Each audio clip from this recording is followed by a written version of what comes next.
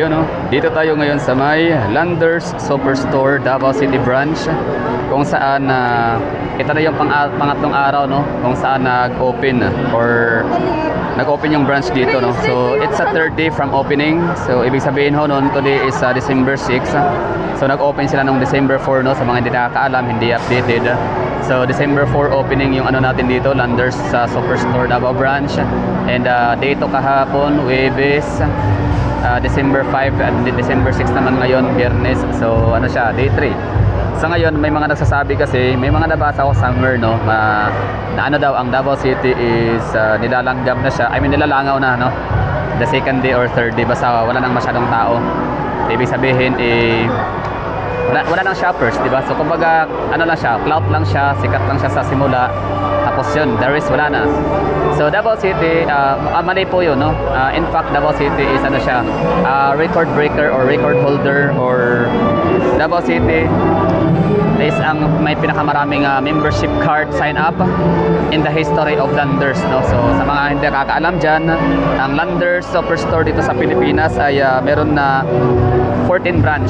So ito yung ika-14th branch ang Davao City. And Davao City ang may pinakamaraming membership sign up, no. So hindi bababa sa 70,000 sa day 1 pa lang, ha. So ibig sabihin noon kahapon dito nadadagdagan yung 70,000, kasi dito kahapon may mga pumipila pa rin, marami pa rin mga nagpapa-member, no, nagsa-sign up. And ngayon naman gabi na. Oh. So ano siya, it's the day 3 siya ngayon, no, pero may mga nagsa-sign up pa rin, marami. Lapitan natin, ha. Marami pa rin nagsa-sign up, marami pa rin ang mga nakapila, at meron din sa labas, ha, mga nakapila, marami. Pero dito na tayo focus sa loob. So kung mapapansin ho ninyo, maraming mga nakapila, maraming mga nakatayo. Actually itong area na to dito dapat pang senior citizen, PWD, or mga buntis, no, itong area na to dito para kumuha ng membership shopping. Pero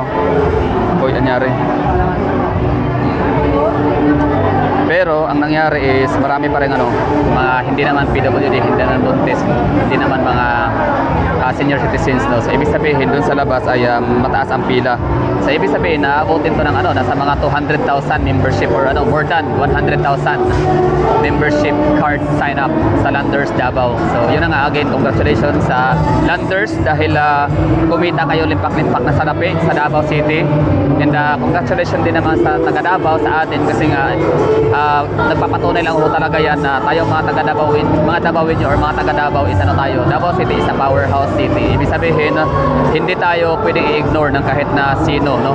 So voting, powerhouse voting ang ang Davao.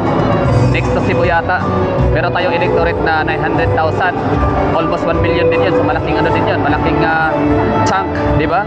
It's a big chunk of voters, of voting counts. So pagkatagdating naman sa purchasing power, so yan ang powerhouse din tayo mga taga Davao. Isa rin tayo sa may talagang hindi tayo pwedeng i-ignore, no, ng kahit na sino. Davao yan, walang walang kwenta ang Davao. So hindi yan masasabi ng kahit na sino. So Davao is a powerhouse city. So hindi siya pwedeng i-ignore, hindi siya pwedeng baliwalain, no, ng kahit na sino, lalo sa mga negosyo. So far wala pa akong narinig nga, ulitin ko, na nalugi dito sa Davao City. May nagsara. Hello. Hi. Card. Subot pasabot. Kuan mo ito sa oras sa taman rin mag-duty. Alas 9 ato alas 6. So pila 13 hours. Dako kay sildo Diba? Ha? Okay. Kasi yung yung dalawa na yon, napapansin ko sila na from day 1, no, hanggang ngayon day 3. So talagang early as 8 AM dito na sila. Tapos uuwi sila ng alas 10. Grabe yun. Torture. Anyway, so nagsimula sila 8. So 8, 12, 9, 10. So 13 or 14 hours, no, na nakatayo doon sa area na yon para mag-check ng mga membership card. Tapos ayan, dito na tayo sa Bungad. Di ba sabi ko sa inyo na one stop tayo dito, vlog. Bali pag sa atrium area, tignan natin yung yung mga nagpapa-member, napakadami. At kung nga pala may magagalit naman sa akin ngayon na nice video but you're talking too much, na patay tayo dyan. Yan ang gagawin ko. Ito yung branding ko to. Wala tayong magawa, sorry ha. So if I talk too much, ganito lang naman kasimple yan. Kung gusto nyo yung video ko, you can turn off naman the volume, di ba? Pwede kayong hindi makinig. Yun. Simple lang naman, no? Although hindi ko naman dapat sabihin yun kasi kung meron ka talagang common sense, di ba? Eh, syempre, problema mo lang sa vlog ko is yung boses ko, yung aking napaka-daming daldal, daming I talk too much man, kaya edi wag mo na lang pakinggan, di ba? Manood ka na lang, tapos turn off mo yung yung volume. Or yung i-mute mo na lang. Pero sige, subukan kung huwag magsalita kung kaya ba. Sige ha, sige. Okay, kit. Bayan. Anyway, sige lang. Try natin na ma-achieve yung ganong challenge accepted. So, hindi natin magsasalita. Okay, basta eyes on the board.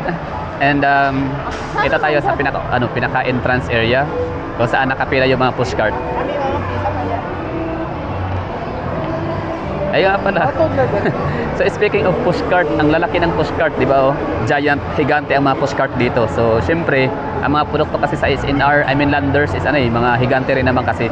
Kaya hindi uubra dito yung mga pushcart lang na kagaya sa NCCC or Gaisano Mall. So kailangan malalakihan talaga. Oops, anyari sa camera. Alright. Okay. Try natin huwag magsalita. Or magsalita man, pakunti-kunti or paminsan-minsan.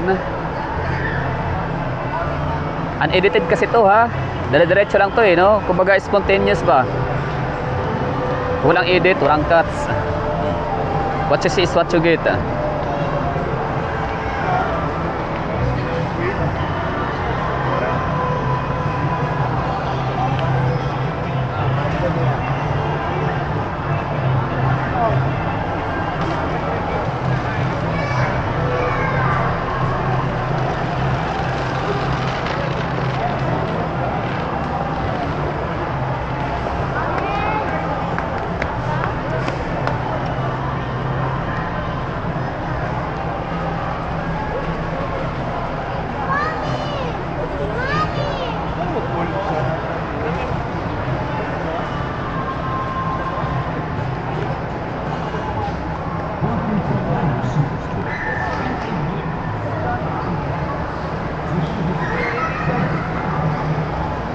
Parang hirap na hindi magsasalita, no?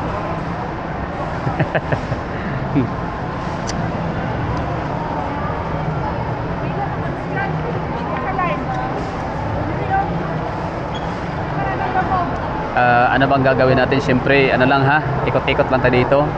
Titingin-tingin, no? Sa paligid-ligid, nagmamasid sa mga tao. Gaano kadami. Actually, marami talaga. So, okay na siguro, no? At hanggang lang to, 8 minutes.